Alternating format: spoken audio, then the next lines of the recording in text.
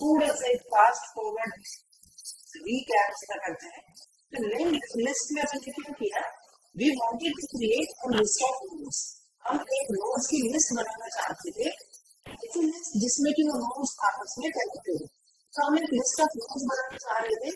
जब तक यूजर चाहे तब तक हम नोड्स को मेमोरी एलोकेट करना चाहते हैं, ठीक है। उसकी हमें कोई लिमिट नहीं थी कि वो कितने नोड्स होंगे, कितने एलिमेंट्स होंगे।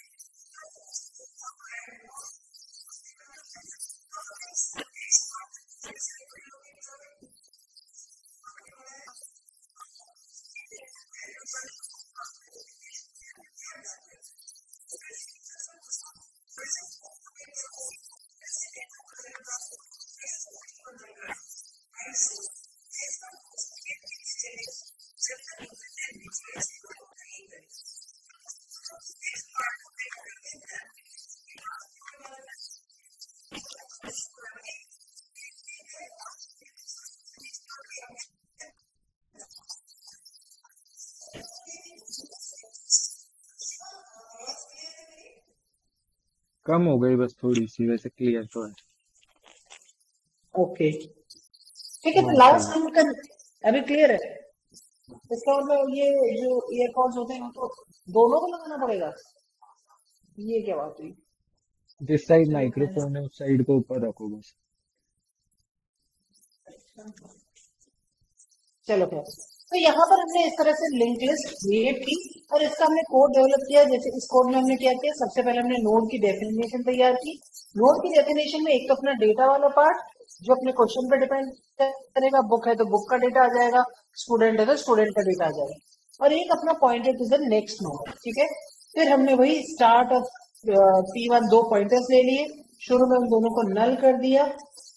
फिर हमने यूजर से चॉइस की एंट्री ली। जब तक उसकी चॉइस यस रहती है तब तक हमारा लूप चलेगा, या यूं कह दें जब तक उसकी चॉइस नो नहीं होती तब तक हमारा लूप चलेगा। फिर हमने यूजर से चॉइस की एंट्री ली, अगर चॉइस नो है तो ब्रेक, अदरवाइज हमने चेक किया कि क्या हमारा स्टार्टिंग नोड ही नल है, यानी अभी तक हमारी लिस्ट क्रिएट ही नहीं हुई, हमारा फर्स्ट नोड ही ब्लैंक है। अगर ऐसा है तो हमने अपने स्टार्टिंग पॉइंटर को मेमोरी लोकेट करवाई, और फिर पॉइंटर जो दूसरा पॉइंटर लिया था P1 उसको भी उस स्टार्टिंग नोड को ही पॉइंट करवा दिया। तो यहाँ पर ST और P1 दोनों हमारी लिस्ट के स्टार्टिंग नोड को पॉइंट कर रहे हैं। उसके बाद हमने उसमें डेटा डाल दिया और उसके नेक्स्ट को क्या कर दिया, नल।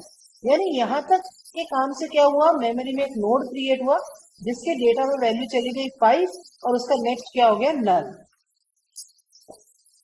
उसके बाद हम आगे बढ़े और यूजर से पूछा do you want to add more node.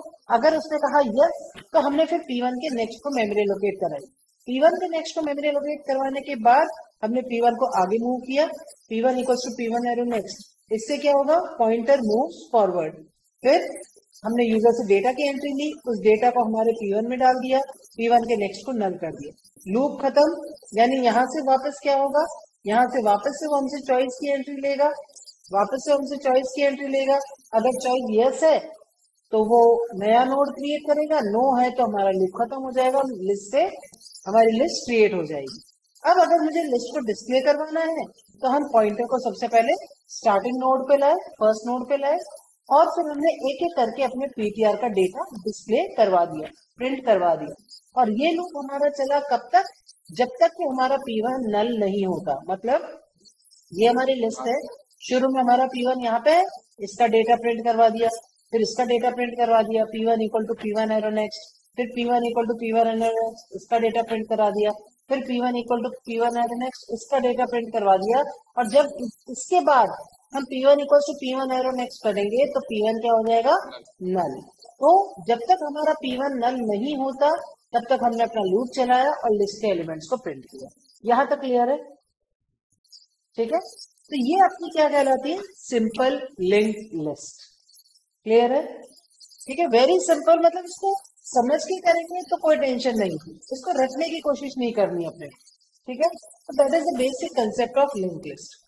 अब देखो पॉइंटर्स का गेम, अब थोड़ा सा ध्यान से इसको समझना और थोड़ा सा बिल्कुल अपने दिमाग को फ्री रख के जवाब देना। ठीक है, मान लीजिए हमने एक लिंक लिस्ट क्रिएट की, अभी जो अपन ने कोड पढ़ा उससे हम कुछ इस तरह की लिंक लिस्ट क्रिएट करेंगे जिसमें हमारे कई सारे नोड्स होंगे।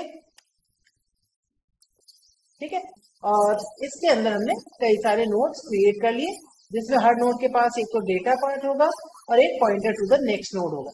हर नोड के पास डेटा और pointer to the next node, तो every node is having two parts, data and the pointer to the next node. ठीक है, अब हमने क्या किया, इस तरह की लिस्ट क्रिएट कर रखी है, तो इसके पास नेक्स्ट नोड का एड्रेस, इसके पास नेक्स्ट नोड का एड्रेस, इसके पास नेक्स्ट नोड का एड्रेस। ठीक है, और यहां पे क्या होगा, नल। वेरी गुड, यहाँ पे क्या होगा, नल। ठीक है, और इस लिस्ट को, जैसे अगर मुझे तुम्हें ये लिस्ट देनी है कि लो ये लिस्ट ऑफ 100 स्टूडेंट्स लेके जाओ, तो मैं तुम्हें क्या दूंगी, मैं तुम्हें स्टार्ट पॉइंटर दूंगी, मैं तुम्हें क्या दूंगी, केवल स्टार्टिंग पॉइंटर, केवल स्टार्टिंग एड्रेस दे दूंगी, बाकी की लिस्ट तो फिर नेक्स्ट नेक्स्ट नेक्स्ट से यूज कर पाओगे आप। तो मेरे को तुम्हें ये लिस्ट देनी है तो मैं तुम्हें क्या दूंगी, स्टार्ट। ठीक है, अच्छा एक और छोटी सी चीज रिवाइज कर लेते हैं, जैसे कोई ये नोड है।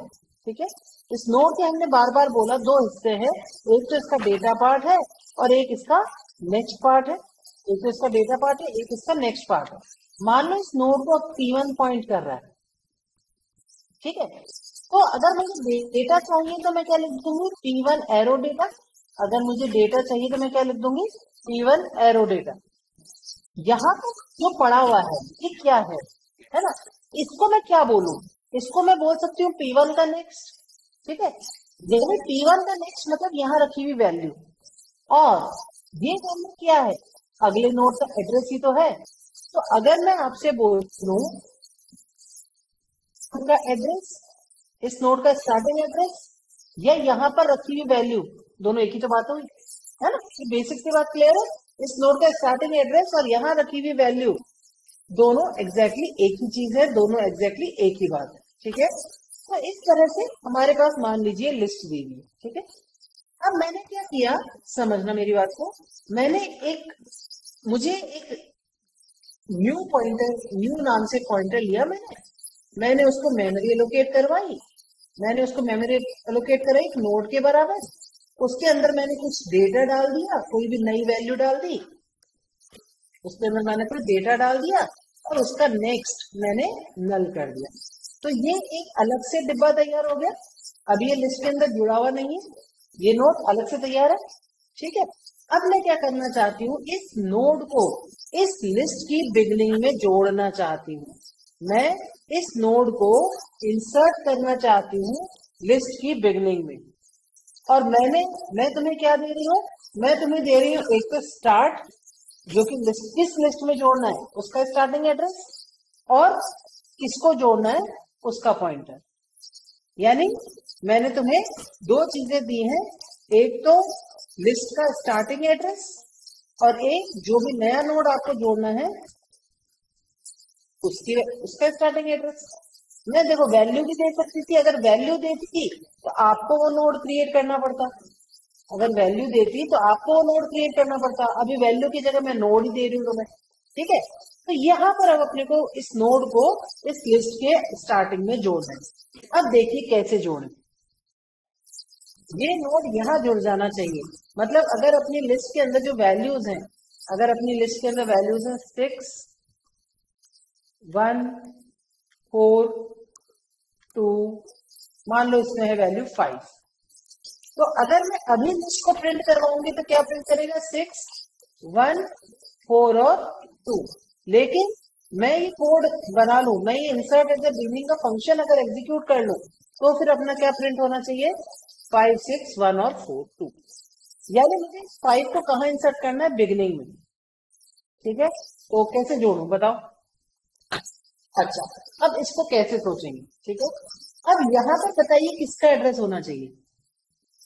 या यहाँ पर ये तो, इसको मैं बोलूंगी तो न्यू का नेक्स्ट, ये तो हो गया न्यू का डेटा एक नया और नोड ये हो गया क्रिएट न्यू करो का ना, नेक्स्ट। दोबारा बोलो जीवा। मैं बोल रहा हूँ एक न्यू नोड क्रिएट करेंगे, उसमें वो जो तो ये लास्ट क्रिएट कर दिया अपन ने। दूसरा वाले बॉक्स में फर्स्ट वाले उसका एड्रेस डाल देंगे। ये जो न्यू का नेक्स्ट है, यहाँ पर मुझे किसका एड्रेस डालना चाहिए अगर मैं चाहती हूँ फर्स्ट वाले का, कि ये जो नोड है ये यहाँ पर जुड़ जाए, 6 तो यहाँ वाले पर का किसका एड्रेस एड्रेस आ डाल रहा देंगे। है, फर्स्ट वाले 6 नोड का, स्टार्ट का। यानी सीधे शब्दों में अपने को क्या करना है, न्यू का जो नेक्स्ट है, न्यू का जो नेक्स्ट है उसमें किसका एड्रेस डालना है, स्टार्ट का डालना ना। और अब बताओ, न्यू के नेक्स्ट में स्टार्ट डालने से न्यू जुड़ तो गया शुरू में। अब आपका जो लिस्ट है वो कहाँ से स्टार्ट होती है, स्टार्ट से चालू होती है। लिस्ट का फर्स्ट नोड कौन सा होता है, स्टार्ट होता है। तो ये जो स्टार्ट पॉइंटर आपने यहाँ पर लिया हुआ है, ये जो स्टार्ट पॉइंटर आपने यहाँ पर लिया हुआ है, ये स्टार्ट पॉइंटर कहाँ जाना चाहिए, यहाँ आ जाना चाहिए ना। ये स्टार्ट पॉइंटर अब यहाँ आ जाना चाहिए, यानी जो अपना न्यू था अब वो क्या हो जाएगा, स्टार्ट। यानी अब अपने को जो न्यू का एड्रेस है, न्यू को किसमें डालना है, स्टार्ट में। ठीक है, इस लाइन से क्या होगा, इस लाइन से न्यू का एड्रेस किसके अंदर आ जाएगा, स्टार्ट। बस इतना सा हमने काम किया तो हमारा ये जो नया नोड है ये लिस्ट की स्टार्टिंग में इंसर्ट हो जाएगा। Simple. So this is insertion at the beginning of a linked list. This is simply insertion at the beginning of a linked list. Clear है? यानी अगर आपको कोई लिस्ट दे रखी है और आपको कोई नई वैल्यू दे दी, देखो ये जो मैंने आपको यहाँ पर दिया है, स्ट्रक्ट नोड स्ट्रिक्ट न्यू, ये जो मैंने आपको दिया यहाँ पर, तो मैंने आपको बना बनाया नोड दे दिया। अगर मैं इसकी जगह वैल्यू भी देती इंटीजर टाइप की, तो नया नोड अपने को इस फंक्शन के अंदर क्रिएट करना पड़ता। ठीक है, नया नोड अपने को इस फंक्शन के अंदर क्रिएट करना पड़ता। तो एक बार अपन पहले ये इंसर्शन एट द बिगनिंग को बना के देखें। यहाँ तक क्लियर है शिवा? हाँ बुआ बिल्कुल। बिगनिंग को करके देखते हैं, फिर अपन बाद में बात करते हैं बाकी के इंसर्शन। तो ये अपन की जो बनी बनाई लिंक लिस्ट है, अपन इसी को यूज करें। ये वाला कोड तो क्लियर है ना आपको, जहां पर अपन ने सिंपल एक लिंक लिस्ट क्रिएट की। ओ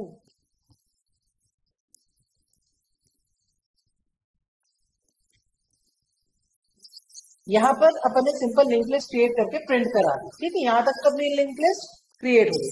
अब सबसे पहले अपन कॉलिंग कर लेते हैं। अब अपन चाहते हैं इंसर्ट एट द बिगनिंग। कौन सी लिंक लिस्ट में इंसर्ट करना है अपने को, इस वाली लिंक लिस्ट में। किसको इंसर्ट करना है, इसको। ठीक है, तो ये तो अपन ने कॉलिंग कर ली और इसके बाद अपन इस लिस्ट को दोबारा प्रिंट करा के देखना चाहते हैं भाई अपनी। इसके बाद अपन क्या चाहते हैं कि हमारी लिस्ट में वो वैल्यू इंसर्ट हुई कि नहीं। ठीक है, तो अपने को अब ये फंक्शन बनाना है। ठीक है, अपने को ये फंक्शन बनाना है। अब ये फंक्शन बनाने के लिए तो देखो, ये फंक्शन, इसको हम क्या दे रहे हैं, 2 पॉइंटर्स दे रहे हैं। इसको हम 2 पॉइंटर्स दे रहे हैं, एक तो अपनी लिस्ट का स्टार्टिंग नोड और एक नया पॉइंटर। तो पहले एक नया पॉइंटर, नया नोड जो हम बनाना चाह रहे हैं, तो यहाँ पर अपन एक और पॉइंटर बनाए पहले तो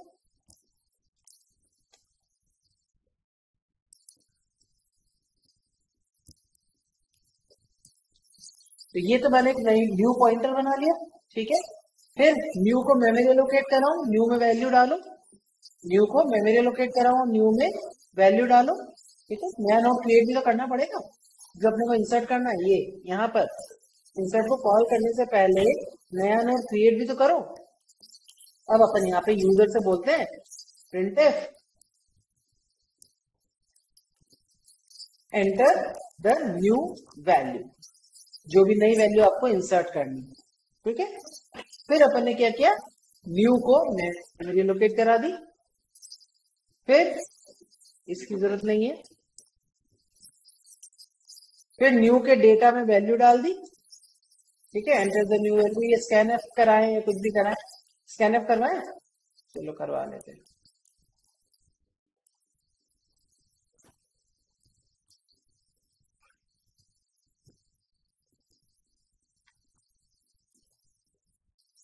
न्यू के डेटा में वैल्यू डाल दी अपन ने यहाँ पे, ठीक है। और न्यू का नेक्स्ट क्या कर दिया, नल। देखो इन 3 लाइनों से क्या हुआ, न्यू को मेमोरी लोकेट हुई, न्यू के डेटा में वैल्यू गई, और न्यू का नेक्स्ट क्या हो गया, नल।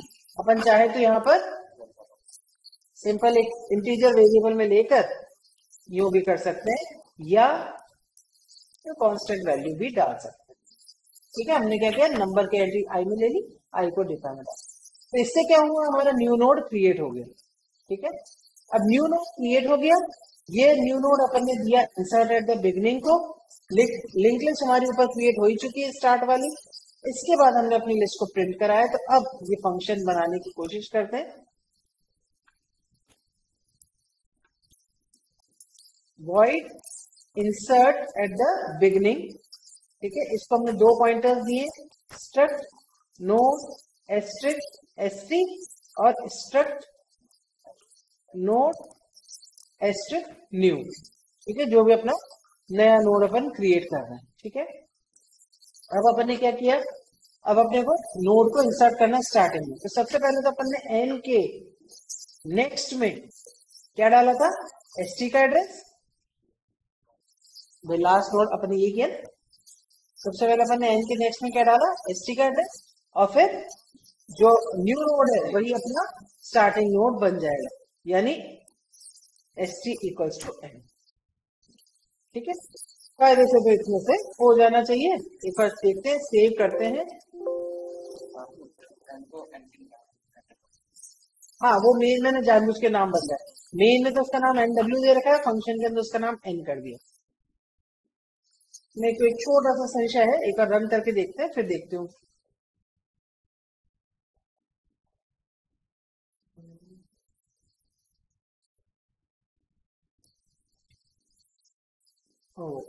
आई नाम का वेरिएबल डिक्लेयर नहीं है, तो इसको भी डिक्लेयर करें।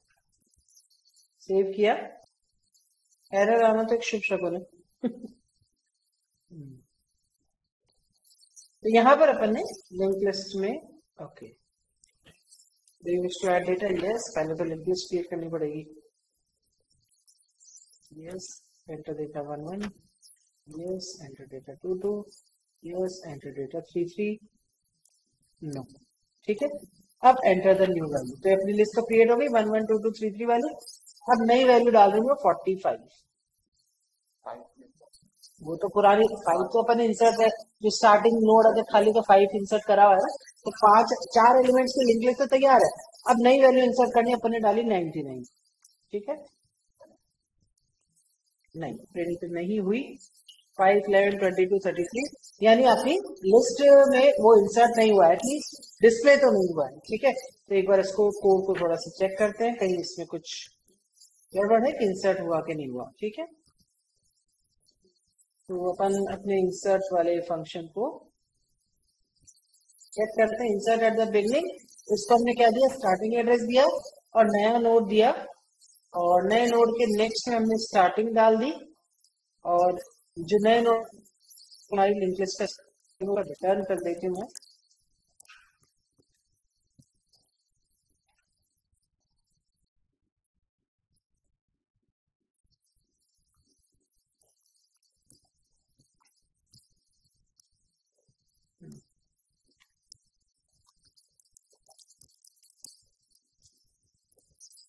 सेव करते हैं, चला के देखते हैं।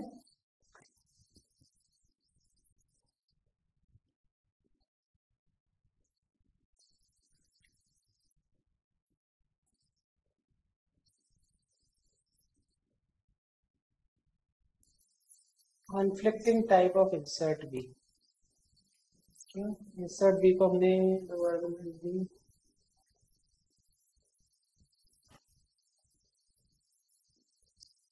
वो अगर न्यू नोड को सीधा प्रिंट फंक्शन से ही प्रिंट करा दे तो? नहीं, मैं एक्चुअली क्या फंक्शन भी यहाँ पर यूज करना चाह रही हूँ, इसलिए डायरेक्ट अपन कर ही सकते हैं। एक सेकेंड, जो रिटर्न करेगा उससे प्रिंट हो जाएगा वो।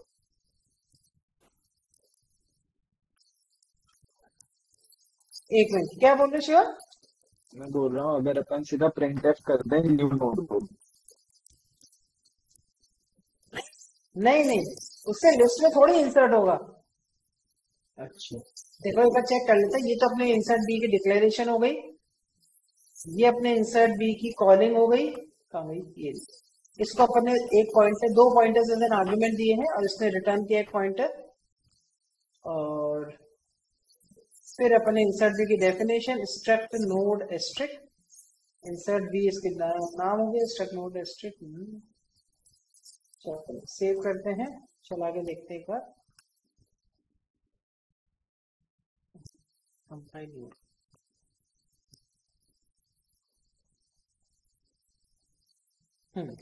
ठीक है, अब ये रन हो गया। 1 1 2 2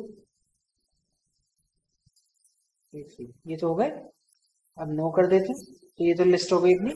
अब नई वैल्यू डालूंगे 66। ठीक है, हो गई गुड, इंसर्ट हो गई। ठीक है, तो हमें रिटर्न करनी पड़ेगी वैल्यू। वो स्टार्टिंग पॉइंटर को रिटर्न कर दिया, जो हमारी जो नया स्टार्ट बनाया ना उसको रिटर्न कर दिया, ताकि वो हमारी लिस्ट का स्टार्टिंग नोड हो जाए। एक्चुअली में हो क्या रहा है, यहाँ पर जो एस टी बना, अगर मैं इसका नाम एस टी कर दूं, एस कर दूं, कुछ भी कर दूं, तो ये जो एस नाम का पॉइंटर बना ना, ये अलग पॉइंटर बन गया, ये अलग पॉइंटर बन गया। इससे क्या हुआ, हालांकि इसको भी लिंक लिस्ट आ गई, लेकिन यहाँ पर ये अलग वेरिएबल बन गया। तो अपन क्या चाह रहे हैं कि इसके अंदर जो एड्रेस आया वही अपना मेन स्टार्टिंग पॉइंटर में भी चला जाए। तो हमने यहाँ पर इसको रिटर्न करवाया ऊपर इंसर्ट यू। यहाँ पर जो अपन ने आर्गुमेंट में लिया उसमें यहाँ पे चेंजेस किया, फिर उसको रिटर्न करा दिया, वो एसटी में आ गया और फिर हमारी लिस्ट प्रिंट हो गई। तो इंसर्ट एट द बिगनिंग, देखो इस फंक्शन में देखो मेन स्टेप दो ही है।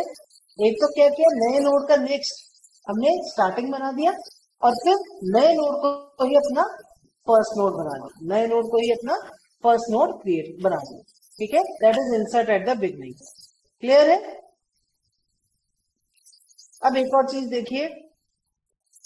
अच्छा, अब यहाँ पर इंसर्ट एट द बिगनिंग को और थोड़ा सा अच्छा करना चाहें तो अपन क्या कर सकते हैं, अपन ये चेक कर ले कि क्या तुम्हारी लिस्ट ही खाली पड़ी है। यानी अगर स्टार्ट इक्वल्स टू न्यू नल, मतलब इंसर्ट एट द बिगनिंग आप इंसर्ट करने की कोशिश तो कर रहे हो, लेकिन अगर अपन इसमें ये कंडीशन भी जोड़ दें कि if S T equals to null, इसका मतलब क्या, लिस्ट खाली पड़ी है, तो फिर जो न्यू है वही आपका एस टी हो जाएगा। नहीं, अगर लिस्ट ही खाली पड़ी है, जो न्यू है वही एस टी है, नहीं तो ये हो जाएगा।